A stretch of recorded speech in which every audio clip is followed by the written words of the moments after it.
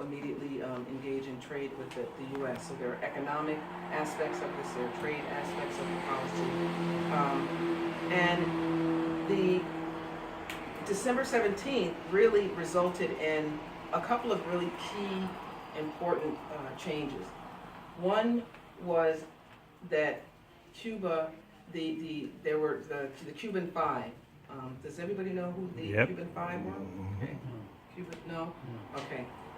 The Cuban Five were five, they weren't all Cuban nationals, but they were five gentlemen from Cuba who had traveled to the U.S. to infiltrate groups that were perpetrating terrorist acts against the Cuban people. Back in sort of in history, historically Cuba had been a place where the civilian population was terrorized by bombings. There were people who had, there was a famous case where a fencing team of young athletes were traveling on a plane that was bombed by sort of these very right-wing reactionary elements. There were people in hotels that were bombed. There were numerous attempts on the life of Fidel Castro. So terrorism was something that Cuba experienced long before we ever heard of September 11th, or experienced that here on U.S. soil. Cuba was, a victim of terrorist acts. So they had sent 5 men to infiltrate organizations that were perpetrating these kinds of terrorist acts against the Cuban people.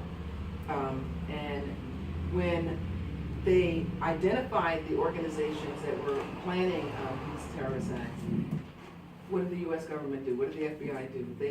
They flipped the script, and they had the Cuban Five, these 5 guys, arrested and sentenced eventually to horrible, long prison terms.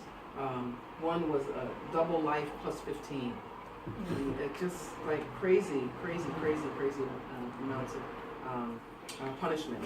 But so there were for many years a campaign to really win the release of the Cuban Five. And without getting too bogged down into just that aspect, it was 2 that had been released, and there were 3 or left that so on December. Was a sentence but couldn't return. 2. Yeah, there were 2. Okay.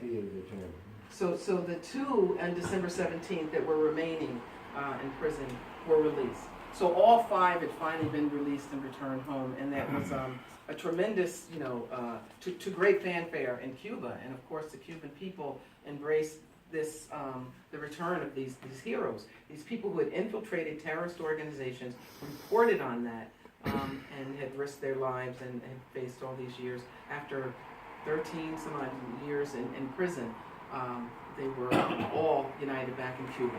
So, back to December 17, 2014, a couple of pivotal things happened.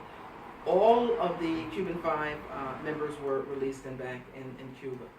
Cuba was finally taken off of the list of states that sponsor terror, a list that the State Department maintains of all of its favorite enemies, favorite people that they like to perpetrate as enemies of the state.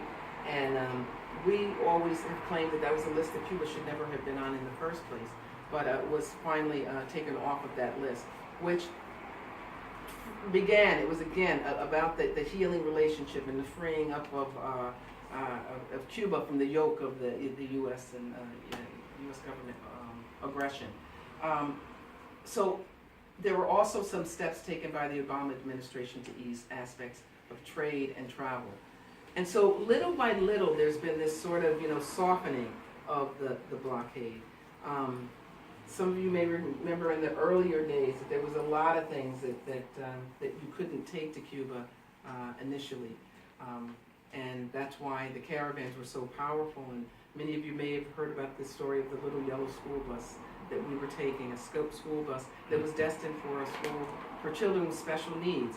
And the border guards decided that it could be used for military purposes. So they not only seized the bus, but they seized the people that were on the bus and kept them on a compound there at the border of Laredo, Texas and Mexico. And for 23 days, the people on the bus waged a hunger strike to win the release of the school bus. And they were able to do that with the help of people who were sitting in front of treasury departments across the country, with the help of people who were shutting down the telephone lines of Treasury by making phone calls demanding that the little yellow school bus be allowed to go. And that's why school buses have been a symbol of the work that we've done since 1992. And every year we've taken buses, and any of you who have traveled to Cuba will see a variety of different school buses traveling along the roads in Cuba. And that little yellow school bus is still operating there. And it's a great sense of pride for those of us who have been connected to this project for so long to see that be the case. But that's the work we did and have done over the years. 27, consecutive caravans. And I can't do the math. It's not quite been 27 years, but we put So 3 years that we'd won twice. Thanks. I knew there was that. When we did that, it started messing up my number rhythm. But the point is that we've been doing this since '92, and a lot of things have changed. And there's a lot to be proud of and a lot to feel excited about. But at the same time, there's a lot more to be done. And that's why I put up the t-shirts. These are the t-shirts. We have a t-shirt for every caravan. And so on the front, we've got our, now is the time, right? Because there's so much change that's been happening with the administration and within Congress proposing laws that I'll talk about real briefly in just a moment. So it's showing the Capitol and all little envelopes heading there to try to pressure Congress to do the right thing. But on the back of the shirt, we have a list of the different things that have happened. The freedom of the Cuban Five, so you can check that off. We've got the removal of Cuba from the U.S. terrorist list. Check that off. But the things that have not been checked, ending the blockade, the economic blockade, the travel ban on all, not just the 12 categories of people that President Obama has said can go, teachers and educators and lawyers and researchers, students, but there's a lot of regular everyday folk at this point Citizens. cannot go and go to a ticket counter and purchase a ticket just yet. And we feel that that's wrong. You can go anywhere else in the world, including the places that the U.S. government has, declared as their enemies: Iran, and Afghanistan, and Syria, North Korea. But you can't fly to Cuba, and as you should be able to go to those countries, you should be able to go to Cuba, we feel. So the travel ban on all, because there are some who can go, but not everyone. And you shouldn't have to lie to be able to go and visit with your friends and neighbors and family in Cuba. Returning of Guantanamo Bay. We got the t-shirt right here. To Cuba. Cuba has been occupying Guantanamo Bay since...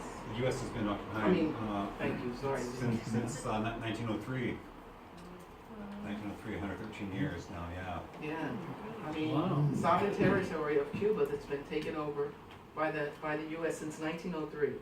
So that's a demand. And then the stopping of the funding of regime change, because that's, no matter what, we've got sort of Obama going and saying everything's great and there's this wonderful, we want to begin relations with Cuba, but there's all this kind of behind the scenes shenanigans.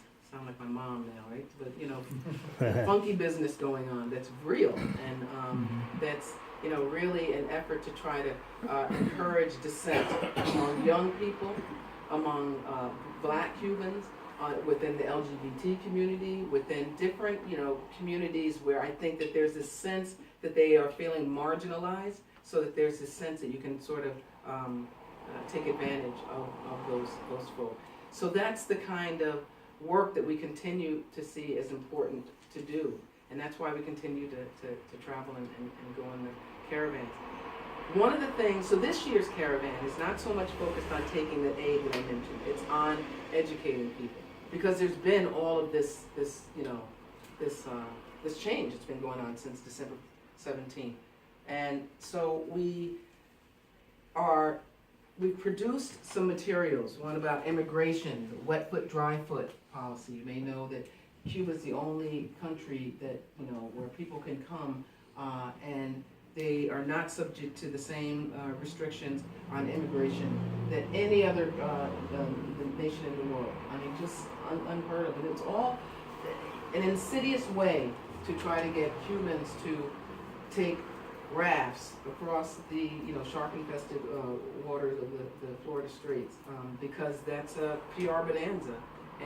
But people are risking their lives to be able to come to Cuba, to come to the U.S. If they come that way, it's carte blanche. That's not the case with the Haitians that travel those same waters. They get shipped right back, or worse. Or put in prison. Or put in prison. And that's I think one of the most egregious, same water traveling, and one is treated very differently, and it's for political purposes. But there's information about that. Then there's information about religion in Cuba.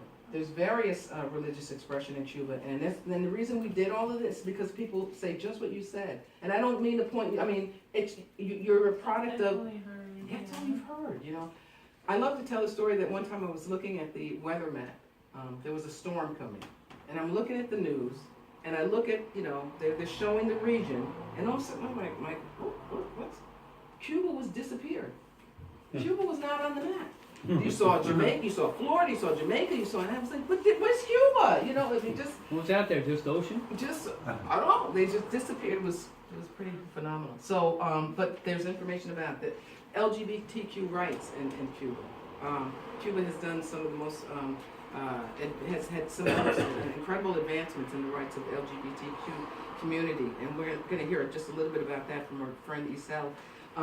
Race and health, another two different pieces of literature. So I would love for you all to take this.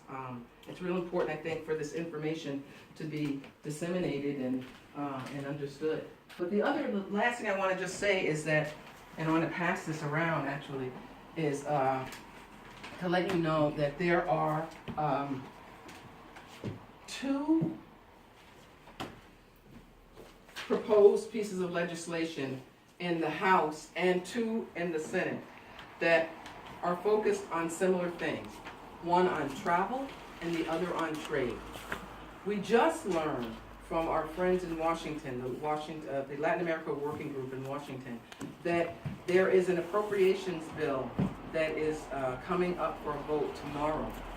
That if all the stars align, could really make a significant blow in the overall blockade policy, because those are the two most egregious aspects that we're still dealing with.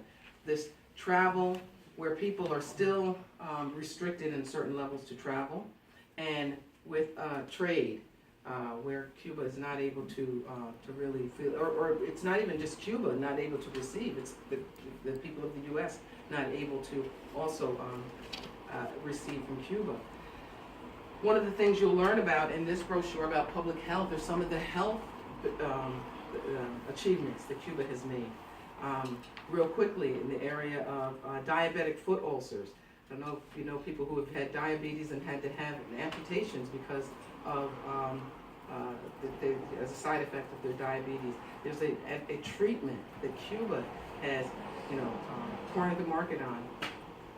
That maybe phrase. To say corner the market, but has created to help address this very serious problem. Lung disease vaccine, a variety of different kinds of treatment that are available for hepatitis C, or B. C, right? These are things that we're not able to benefit from because of the blockade, because of this policy. So this is why we do the work that we do. But the important thing, and particularly Jack had mentioned that some of you will be getting ready to go and visit with members of Congress, and we'll have a chance to do that with you. It's important for them to know that there is a vast majority of the people of the United States who are opposed to this policy. And often what we hear when we go to visit members of Congress in Washington or in our districts is, We never knew that. We never knew that there was, we never hear from that side. We only hear from the, you know, the more, you know, the right-wing repressive side that says, you know, Cuba's communist, they're this, they're that, whatever they want to do to vilify Cuba. And so we're saying, no, there's polls that show that, but not only that, the vast majority of people within your communities that you just hosted, we would say a delegation from Pastors for Peace that's doing a caravan across the country, that we are the people that represent the majority of folk who really do want to see relations improved with Cuba. And so it's important for you to be conscious and aware of the pieces of legislation that are being proposed. This is, again, a part of all of the change that's been happening. And so it's a different era. It's not the days of back when we were trying to take things and we were being tackled at the border for taking, you know, powdered milk and medicines. When computers and toasters and other electronics were, the cords were cut off before they would allow us to take them, rendering them useless. We're not at that moment. We're at a different era, but it's important, we feel, to keep the momentum going because so much has changed in these last 2 years. And we're not there yet. We're not at the finish line. But our belief is that this is the kind of work that has borne fruit. That's why we're here now, because of all the hard work that went into it, all of the risking of fines and imprisonment and all of that drama has paid off. And so now we're trying to push, and that's where we're saying now is the time. Now is the time to keep going, to not allow the momentum to move backward, to really force these elected officials to do the right thing. Because the only thing at this point that will completely eradicate the blockade is an act of law, and that's in the hands of Congress. It's been taken out of the hands of the president fully. He could do more. We wish he had done more. He's done what he's done, and that's good, but we want to see Congress now step up to the plate and do what it can do, and that's why these bills that are in that piece that I passed around are so important. And lastly, I'll just say I know that there's a lot of people who, there's some within our network who just abhor the idea of dealing with Congress or dealing with lawmakers. And I get it, we get it, but the reality is that because of the way that the blockade is constructed, the only thing we can do is to deal with these members of Congress. And so we're asking people to really do the best they can. Tomorrow is a key day, apparently, this vote, on this appropriations bill that will allow for potentially the lifting of trade and travel restrictions even further. And if there was ever a time when it was important for people to call their elected officials or to visit, and I know it may be difficult to visit tomorrow, but certainly to pick up the phone, it only takes a few minutes, it's tomorrow. And I'm happy to share information on specifically what the action that's going to be taken tomorrow, but that's real. Why don't you just tell us that is it a vote in the House, and what's the bill number, and what should we tell them? So it's on this paper here, all on here. I just think, I mean, what's happening tomorrow is, it's not, these are important, and I think expressing your support for these bills. So there's, HR 3238, the Cuba Trade Act of 2015. It's laid out all in the middle of this bill, this pamphlet. But that essentially repeals or amends aspects of the current laws restricting trade. There's a similar initiative in the Senate, and then there's two bills in both the House and the Senate on travel. So these are all kind of being commingled into a possible vote. It's not so much directly on these bills, my understanding is, but it's on it's on this appropriations bill that includes aspects of all of this, and maybe even more. So I'd be happy to share the information that we received from the Latin America Working Group just today. On the way here, I was trying to read so I could sound like I knew what I was talking about. Yeah. But it's really, it's an incredibly, I mean, the changes just keep coming. Yeah. And